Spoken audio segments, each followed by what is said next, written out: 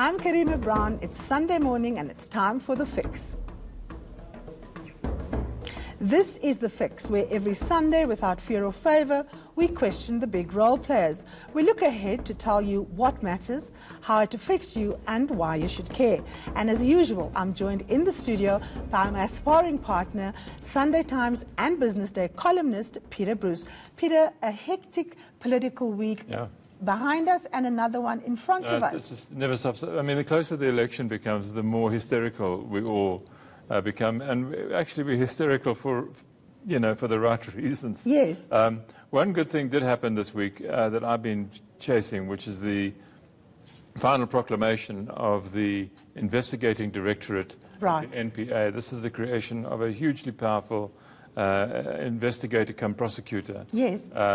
Who'll be able to call in police resources, private sector resources, whatever they need, to conduct whatever research, whatever investigations they feel they want to do. Yeah. A little bit like Robert Mueller has been bugging Donald Trump in the States. That kind of power, and reports to no deputy directors. And reports straight to Shamila Batoy.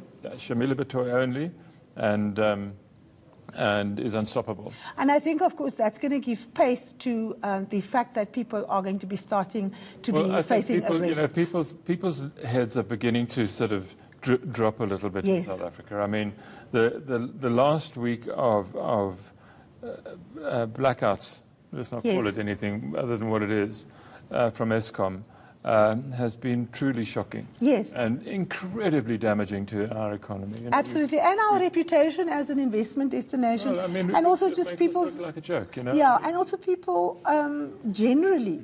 I mean, you expect the lights to be on. It has disrupted life and businesses. And, of course... You're entitled to expect electricity. Precisely. I mean, it's all right to make the point, you know, and they do always make the point. 1994, 37% of South Africans had electricity. Yeah. Now it's 80%.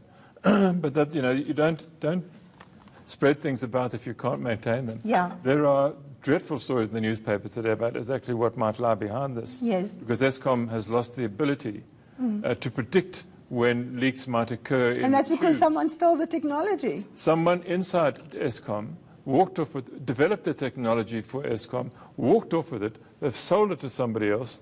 And the Treasury now has gotten all entangled in its own rules about how it can do business with a foreign company wanting a lot of money to sell something that Eskom developed back to it. Yeah, and that is, of course, the MO of state capture. Yeah. And we mustn't forget that there's rows of people behind the big names that actually saw the gap of the corruption and went for it. Because the names that we see in that story, we'll talk about it later in our newspaper section, are completely new names. We haven't heard of them before. Yeah. And this is what Pravin Gordhan keeps on saying, that there's a lot more information. And what's interesting is the old sort of white Afrikaner engineers from Eskom. Yeah. You know, we all think of the solids, sort of, you know, they took the gap as well. Sons of the soil. They took the gap. It happened to Tito Mboweni when he became governor of the Reserve Bank for the first time. The people in the Reserve Bank who ran the national payment system, in other words, the whole thing, they left. Yeah. And he was just left this one day. I mean, he tells the story wonderfully, if you can get it out of him, of what he had to do, because they came back and said, give us the contract as a private now, and we'll carry on doing it for you. Absolutely. And he told them to bugger off. Yeah. And he got through it alone, but he was lucky.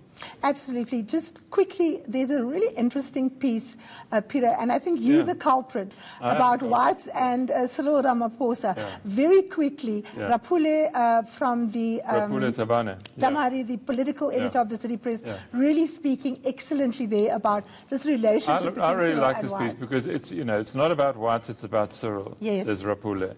And it's basically, he just wants to say, it's you know, by all means support Ramaphosa, and it's kind of sort of talking to me or people like me, I suppose.